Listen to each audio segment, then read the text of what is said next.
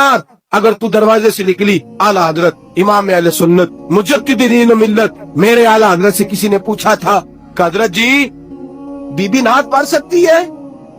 फतावा रज़विया की 14वीं जिल्द, बीबी मिलाद पढ़ सकती है? मिलाद?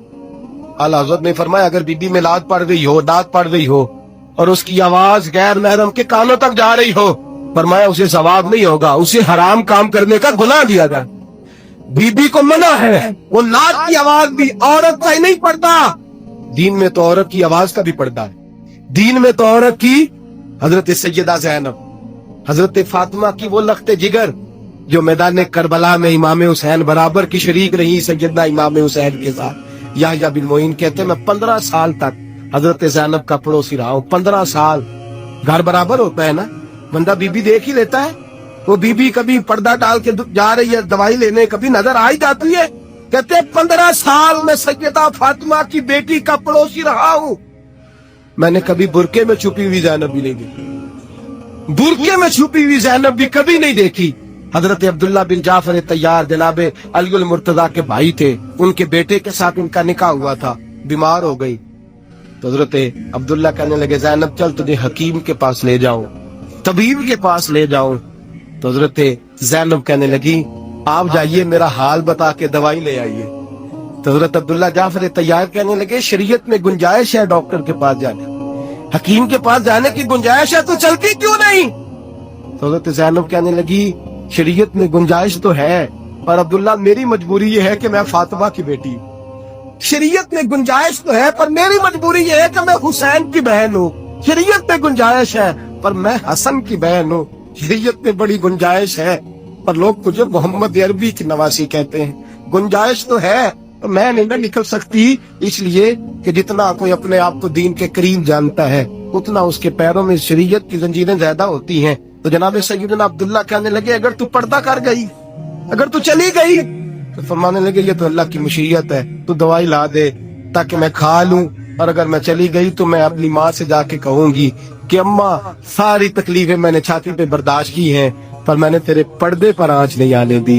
मेरे भाई ये उसवा नूर है, ये उसवा हसना है, ये हमें सिखाया जा रहा है। मेरे हबीब करीम की बीवियों का ये हाल था, बीवियों का अपने घर के आंगन में हजरत आयशा सिद्दीका, हजरत सौदा जनाब हफ्सा अपने सेन में जब बैठती थी ना तो दीवार की तरफ मुंह करके बैठती, दीवार के साथ लग के दीवार की तरफ। बीबियां अपने घर के अंदर भी दीवार की जानब मुंह करके बैठती थी। लोग पूछती, बीबियां पूछती कि अपने घर में भी दीवार को मुंह करने का मतलब? कहती हो सकता है कुछ छत पे चढ़े अचानक नजर पड़े तो हम चाहती हैं फिर भी हमारा चेहरा नजर ना आए उसे, फिर भी हमारा चेहरा नजर, हम अपने घर के अंदर भी पाबंद रहती हैं कि हमारे चेहरे नजर ना आए। खुदा रा बड़े पैसे जिंदगी में लुटाए हैं, 1000 1500 बुरके पे भी खर्च करो, वो घर ले जाओ, वो अम्मा को भी दो, बहन को भी दो, बीवी को भी दो, उसको कोई ये पहन ले, इसलिए कि जब तो हजरत फातिमा के तरीके का पर्दा करेगी तो तेरे आंगन में सैयदा ज़ैनब की तरह की बेटियां पैदा होंगी, वो उस सुन्नत पे चलने वाली बेटियां तेरे आंगन में आएंगी। खुदारा मेरे भाई आज ये नियत करो, ये इरादा करो और अपने घरों को पर्दे का पाबंद बनाओ। अगर एक बेटी पर्दादार हो गई तो कई खानदान पर्दादार हो जाएंगे, अगर एक बेटी पर्दादार हो गई तो कई घराने संवरेंगे, कई जगह पे नूर फैलेगा। ऐ अर्श के मालिक, ऐ मेरे महबूब के खुदा, तुझे वास्ता है मेरे महबूब की बीवियों का और तुझे सदका हुजूर की शहजादियों का।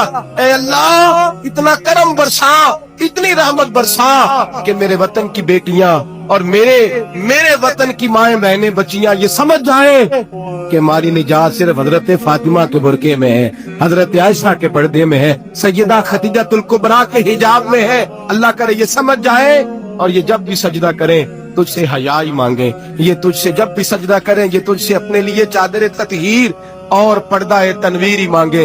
अल्लाह करे मुझ बेअमल की मुंह से निकले हुए लफ्ज किसी के दिल में तासीर बन के उतरे और फिर दुनिया के अंदर ये रिवाज आम हो कि हर कोई पर्दा करे, हर कोई बापर्दा हो जाए। ऐ अल्लाह तू तासीर नाजिल फरमा, ऐ अल्लाह तू अमल की दौलत नाजिल फरमा, ऐ अल्लाह हमारी बेटियों को इज्जत की चादर अता फरमा, हमेशा मिदहत खैरुल अनाम में गुजरे। दुआ है ये उम्र दरूद और सलाम में गुजरे। आखिर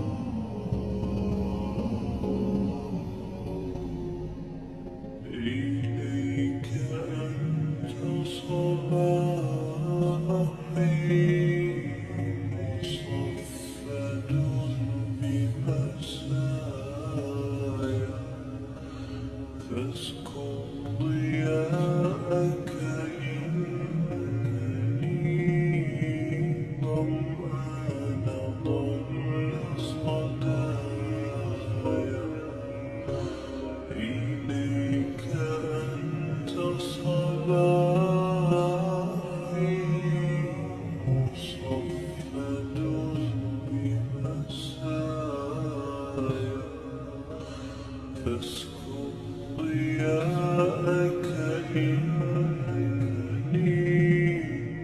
ضمان ضل صدايا لم أدري من أين بعد أسقي جنين الركايا والشط لا ما فيه يطوي الأرض في حشايا رحمك يا ربي إني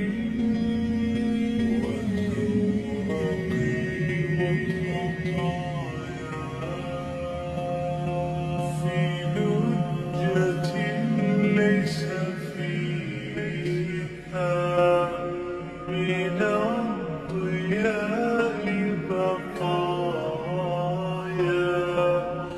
جفت وغابت ولكن ما زلت أسجي رجايا